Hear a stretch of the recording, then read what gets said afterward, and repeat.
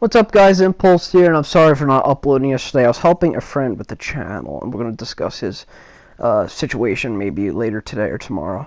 Okay, so this is a video I've been wanting to do for ever since I started YouTube. This is really makes my blood boil, and it doesn't make my blood boil, but it gets me really angry and frustrated. It's why MLG has killed Call of Duty. Let's start with the numbers here. So back in MW3 and Black Ops 1, Call of Duty was selling 1 million copies year in, year out. For I think 2-3 years in a row, they sold 1 million copies. With COD 4, maybe it was close. But MW3 and Black Ops 1, they did sell 1 million copies. I'll give you guys the links to that and how many copies they've sold. But then after, the MLG agenda was introduced in MW3, although MW3 did sell 1 million copies, it did decline from Black Ops 1 rate of success. So it declined a little bit, but it was still a decline nonetheless. So then with Black Ops 2, it dropped 300 to 200,000 copies. It was not in the 1 million mark anymore. It broke the streak.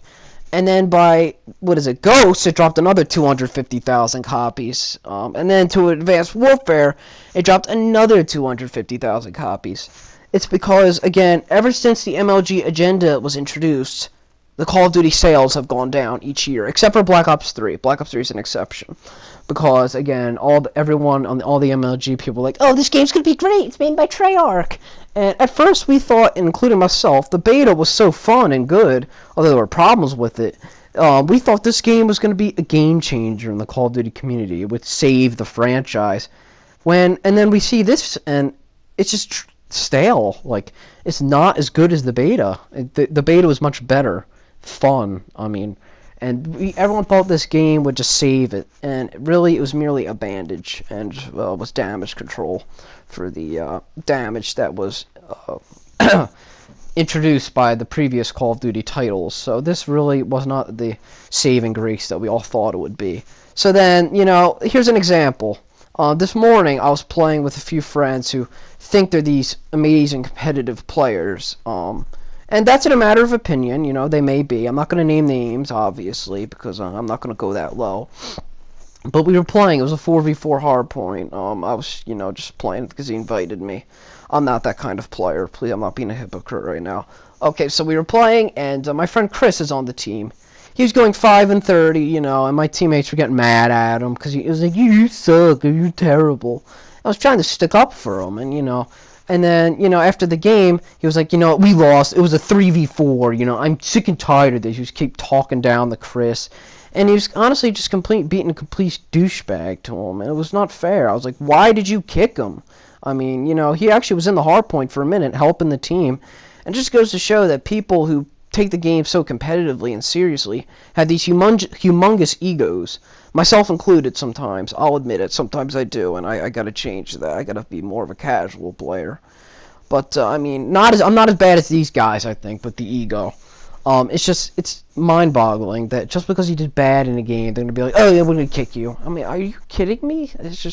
It goes to show that these MLG guys are not solving the problem. These wannabes, or even the people who do it, they don't care about the actual game. They only care about money in their pockets. Now, these are the people who actually, play pro. I'm not talking about my friends here, or my so-called friends. I guess not really anymore after this move. But anyway, I don't know. It just goes to show you that the MLG agenda has got to go. I don't think they'll ever let it go because here, another example, how the M8 was brought back. The only reason why the M8 was brought back, folks, this is kind of as close to a fact as I can get here, is that all the pro players in Black Ops 2, if you remember, only used the M8 and the MSMC. They never used any other different weapons. And the MLG and Bondahar was like, yeah, sure, we'll bring it back. It gives us more money in your pockets, and it'll put more money in ours, too. So, you know what? It works out for everybody. Deal. And then my joke is always that, they get on hands and knees and suck off Vondi's cock. But, I'm not going to go too far here. Anyway, it's just a terrible combination that started all the way back in MW3, and it's now reaching its height now here in Black Ops 3. And now the Infinite Warfare pre-orders are, I think, the lowest in Call of Duty history at this point. So Yeah, this Black Ops 3 temporary spike in sales was really only a fluke, in my opinion. I really think Call of Duty is on a huge downhill trend, and this MLG agenda has got to go. So back in, I think a few years ago when AW was out, they did a panel on Keemstar's channel of the 5 people that best represented the COD community. They had Nade Shot, they had Optic members, they had FaZe members, they had Drifter, and they had somebody else. And then my favorite YouTuber, JD, went on the comment section and said, it's a great idea, but I think you're missing one member. You're missing the casual COD player that pays for your game year in and year out. And it got 150 thumbs up in the matter of, I think, 5 to 10 minutes, he said on his channel.